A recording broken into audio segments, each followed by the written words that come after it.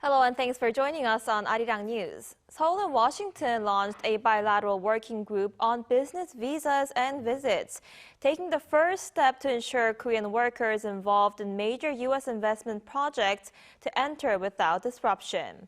Our foreign affairs correspondent Oh Soo-young starts us off. Seoul and Washington have agreed to clarify the rules for U.S. business visas in a move to ensure the smooth entry of Korean professionals driving multi-billion-dollar investment projects in the United States.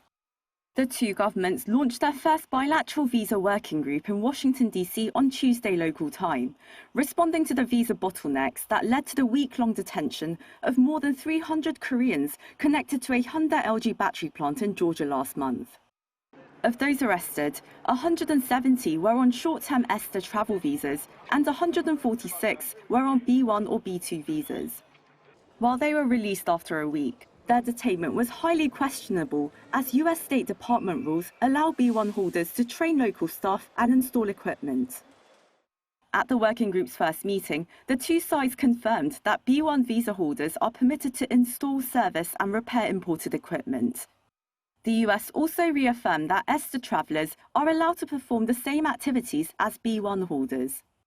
To remove ambiguity, both governments will soon release a joint fact sheet outlining the scope of permissible tasks.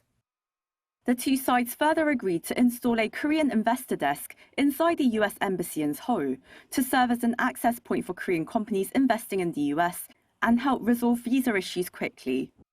Direct contact points will also be established between Korean consulates and US immigration agencies for close coordination. Beyond these measures, South Korea raised the need for institutional improvements. Australia and Singapore, for instance, have dedicated visa tracks for the entry of skilled workers to America. Washington cited immediate legislative hurdles, but pledged to continue reviewing possible long-term improvements. US President Donald Trump, along with local officials and experts, have stressed the need to keep Korean workers on site, given their role in setting up massive high-tech factories in America. However, with US regulations murky and many skilled workers hesitant to return to the US after the mass detention in Georgia, Korean firms have raised the need for clear and reliable measures to keep America a trusted investment destination. Seoul officials say fundamental solutions are needed if Korean firms are to deliver their multi-billion-dollar commitments to the US economy.